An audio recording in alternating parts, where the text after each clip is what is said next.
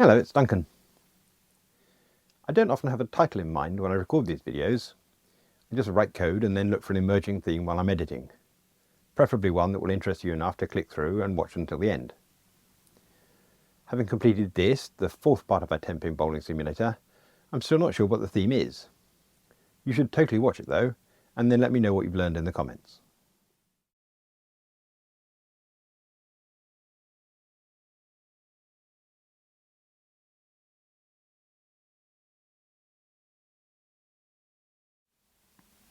I made a couple of changes since the end of the last episode.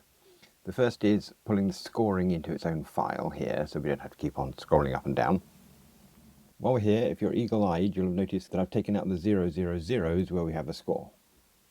So in bowling tests here, where we render a scorecard, if we don't have a score yet, we have blanks. And I think that more naturally models filling in a bowling scorecard. You don't have zeros and we don't have a score. But because it's hard to see where blanks end in a here string, I've also ended every line in a dot. So you can see here and here. And I've done that just by adding a dot in at the end here, which allows us to see the whole scorecard in our tests. Okay then, so let's start adding a score. Once Fred has rolled a 1, I think we'd want a 001 in here for his score. And all the unplayed frames like this would still be blank. So we run that test, and it unsurprisingly fails because we're still rendering the blanks. Okay. Now when we looked at the domain of bowling and designed types to represent it, we looked at the scorecard and decided that a frame should have a score, and a score is basically an integer that has to be between 0 and 300. As I actually think through the scoring though, that's a bit of a problem because of spares and strikes, we don't know the score of a frame without looking at other frames around it. Now in a mutable model we could create a frame with a parent line, so a frame could look at the other frames in order to report its score, but parent-child relationships are hard to set up in an immutable model. Bear in mind also that the score here is not just the score for this frame, it's the score for this frame plus the previous frames. It's our running total. So given that it's a running total, I think it makes sense to calculate the score as we render the scorecard. So I think we were wrong about this score property of a frame, but luckily we never used it, and so we know we can remove it without breaking anything. Okay then, how do we do the score then? Let's have a look in scoring. At the moment we're iterating over every frame here with this map. So I think if we would pull this out into a method, make this a parameter, and then make that the receiver, then this would be list of frames to scorecard as opposed to our line to scorecard. I feel a bit nervous refactoring with a broken test, so I think we'll put this back to just the spaces for now, and that way we can run our tests. Phew. Now what I think we're going to do is we're going to make this into a block body, and we're going to hand in our functional programmer's badge by creating a var in here that's going to be the running score. So that's a score of 0. And then in here, every time we render a new scorecard, we'll add to the score. So what we're going to say in here is score plus equals frame total pin count. Now we can't do that yet, so I'm just going to comment it out. But now when we render the frame, we're going to take the rendering of the score out of the frame to scorecard, and we're going to render the score in here in some sort of way. So for now at least we could pass the test by making this our space space space and taking the space space space out of here. And we've got another space for the gap, so I'm going to put that in here at the beginning as if it makes any difference. So these come out, that comes out, and I think that one comes out as well. And I'm right. And now we can sort of back into this solution by saying that this thing, well in fact 3 spaces of it, is our score as a string. So we'll make a var for that, which is here, and this is score string. And now let's make that our score to string. Run that, and everything goes horribly wrong. And the reason is we're rendering scores with their toString. So let's go and fix that first, because it seems a reasonable thing to do. We could say toString in here is return value toString. See what that effect has. Okay, now we've got a 0, but we wanted 0, 0, 0. And now we have a question of whether a score should render as 3 digits or not. I think probably not. So that's part of our score rendering, not our bowling. So in here, though, we can say that this is the scores toString, padding the start, up to 3 characters with zeros. Have a look at that. Okay, so now we've got 0, 0, 0s everywhere, back to where we were at the end of the last episode. But we want nothing where we have an unplayed frame. So I guess we can just ask that question. Here we can say my score is if it, which is our frame, is unplayed frame, then we want 3 blanks, else we want the score padded with zeros. Is that good? And I think the answer is that we're getting there, because now the failing test is this one where we've actually got a score and we should have something in here. This sort of interpreting failures of tests we already have is a problem with working test first but top down. We could have had individually failing tests and we developed frame to scorecard bottom up. But I think we'll just go with throttle up by putting the thing we actually want this to be in here, which is 0, 1, 0. And then I think maybe I'm just going to comment out all the rest of this so we can selectively add them back in again as we add functionality. So now we've only got one thing to fix. And it's still broken because it just got a score of 0. And when I say 0, 1, 0, I mean 0, 0, 1. Right. Now we want to uncomment this. So let's do that. And one of its issues here is that this wants to be an explicit parameter of frame. And now we can see we've got a couple of problems. One is frame total pin count. So let's create that.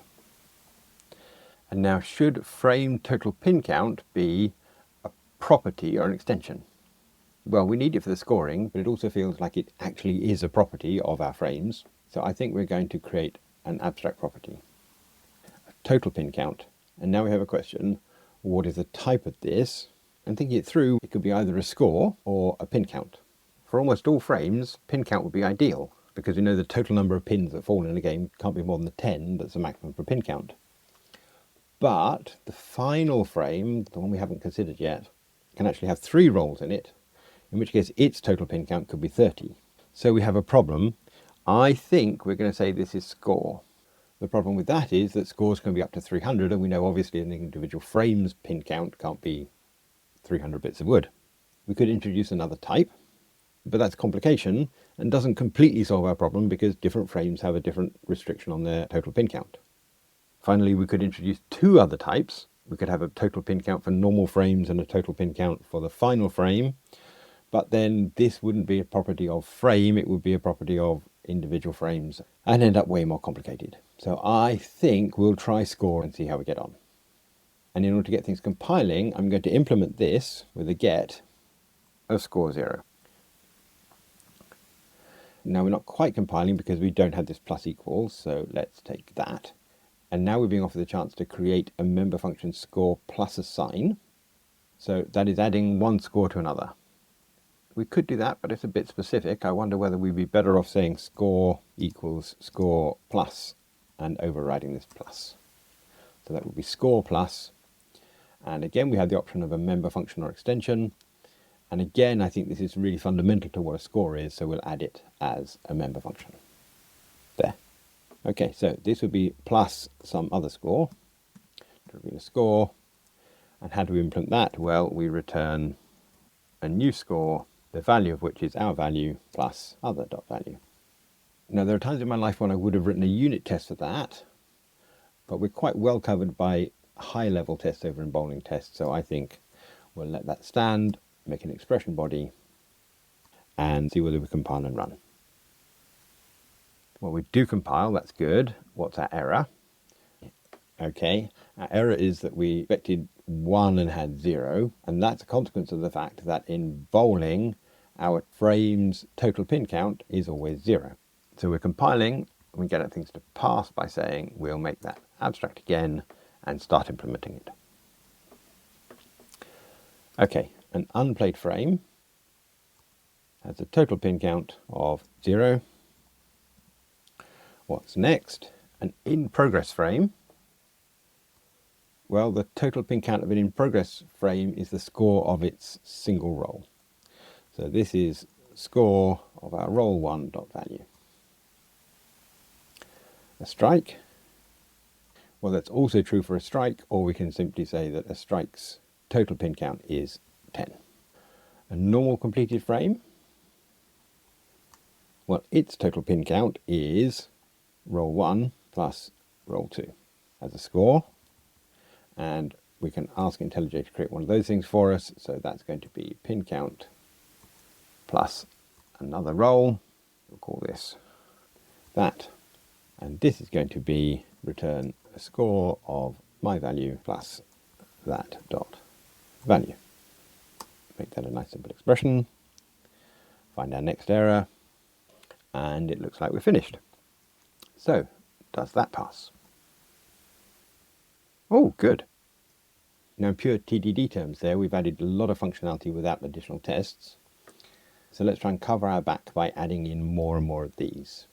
So, now we have Fred rolled a 1 and a 2, and so the score for this frame should be 3 as 0, 0, 3. See whether we're good so far. And we are good. Now it's Barney's roll. Barney rolled a 10, which is a strike, and so this frame at the moment should have a score of 10. That's subject to adding to when we roll another pin. See whether we're good though. Ah, but I forgot to put Fred's score in here, which is still 3. Good. Now then, Fred's score here is still going to be 3. But when he rolls a 9 here, the score for this frame will be 9, and we add to the 3, so there should be 12. And we have to remember to put Barney's 10 in here. Good. Now the final roll for Fred, we allowed him to score a spare here, and that should really make some final frame rules kick in. But I think we're going to ignore those for now and just say, with our current understanding, this is a 3. And this frame here will have scored 10 to add to our 3, which is 13. Barney is still on 10. Good. And now Barney is going to challenge us because he scored a strike in the previous frame. So we'll put in Fred's scores like that. Barney has a 10 in this frame. Oh, but actually we had him roll a 0, which won't affect this strike. So in fact we can say here that this is still 10. Is that true? All good. I think maybe we should finish this game, and the easiest way to do that right now is to just have Fred roll another gutter ball. So we would say if Fred rolled another 0, this will be a completed game, and he will have scored 2 blanks for a 10. Good. Let's check that in with, well, I think this is keeping a running score. Okay then, so far this render scorecard is effectively render the boring scorecards, the ones without strikes or spares. So let's write another test with some more interesting cases. So I think I'm going to take the beginning of this and say render strikes and spares. So we start a game and everything is the same at the beginning. Good. And now let's have Fred roll a strike. So we'll say roll 10. Game won't be over yet. And our scorecard now will have strike and a 10. Now thinking about it, it would be easier to have a game with just one person for this test. So let's take Barney out of here. Sorry, Barney. And that way we can focus on progression for just one person. Oh, and this should be playable game. Okay, what about Fred's next roll? Well, if he rolls a 1, say, then we put a 1 in here, and what we expect to happen is that this frame here is increased in value by that 1, because it gains the next 2 rolls, and we've only got 1 so far, so that would be 11. And then here we'll have the 11 plus the 1, which is 12. So 0, 1, 2. That should be the scorecard at that point. Let's just check a miracle hasn't occurred, and it hasn't.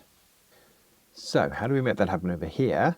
Well, the strikers are going to get some extra scores. So we can say in here, if frame is strike, then our score is our score plus the next frame's total pin count. How do we get the next frame? Well, if we were to map indexed here,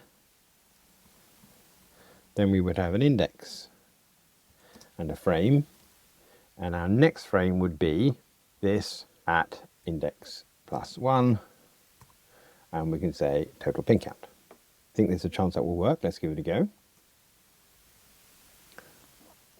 Oh, that's good. And now, in fact, I think that might well work if we add in the next roll. So if we take this, duplicate it, and we say, hey Fred, let's roll 2, then we should have a 2 in there. This should go to 13, and this should go to 16. But that should be the end of our game. So this is completed game. And we're back to passing. Well, that's quite pleasing. I think we're storing up trouble with this here, because we might have a strike in the last frame, but we know we've got all sorts of problems in the last frame. So for now, I think I'm just going to go and handle spares.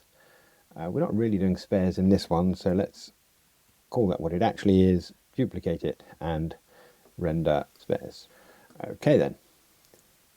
The start is right. We'll roll maybe a 9 first.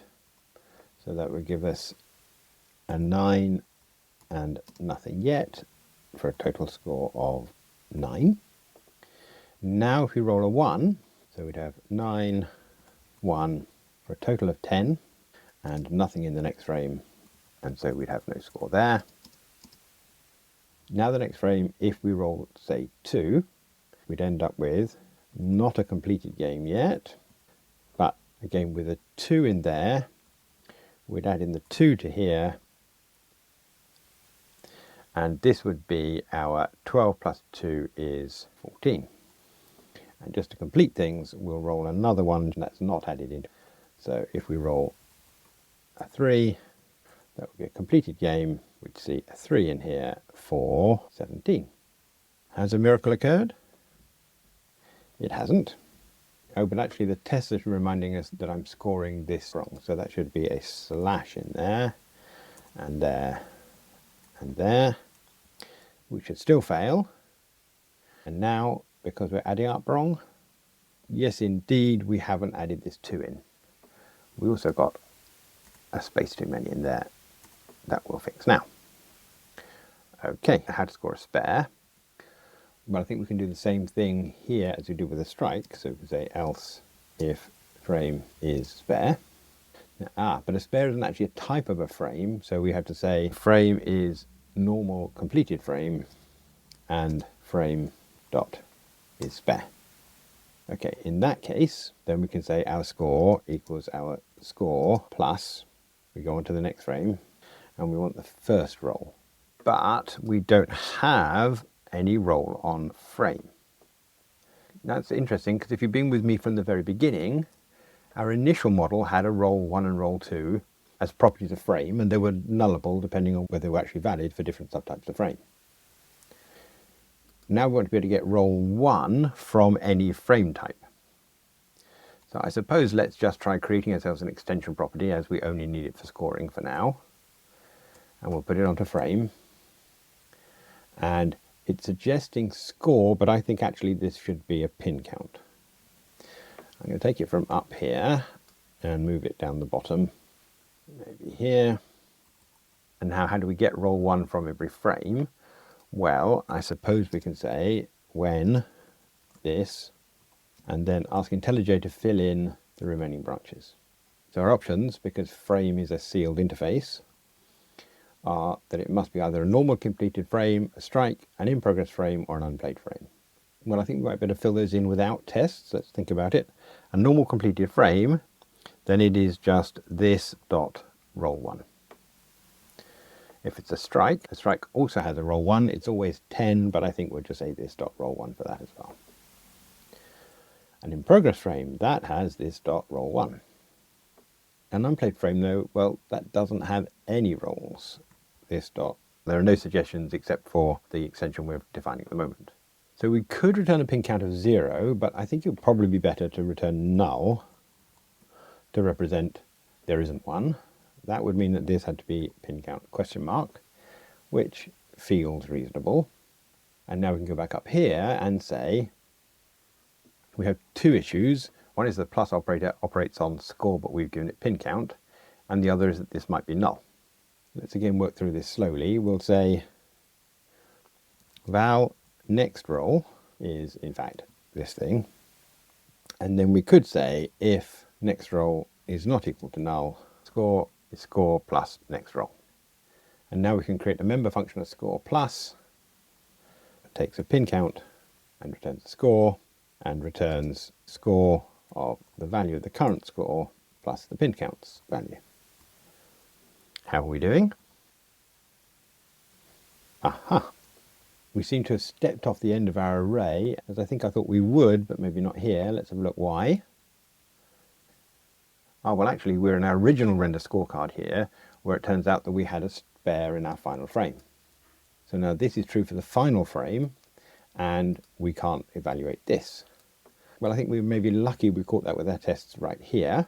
We can fix it by replacing this with the function call and use get or null like that. And that way if we don't have another frame, we won't try and find its roll.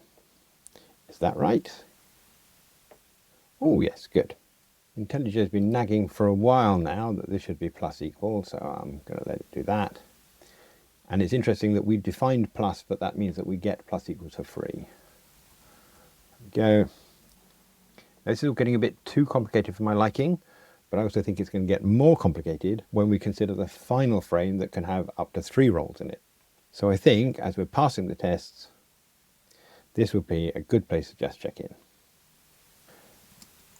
Account for spares and strikes. Right then, I don't know whether you could tell, but in the middle of recording this I went to the dentist. Apparently if you know what you're looking for, you'll see there's an infection sort of here, and it's beginning to really hurt. So I think I'm going to call it a day, and we'll pick this up when I can concentrate a bit better. If you'd like to see that, then please subscribe to the channel. And if you'd like to fund the dental work, then you could buy a copy of the book that I wrote in that prize called Java to Kotlin, a Refactoring Guidebook, details of which are on the show notes below. Thanks for watching.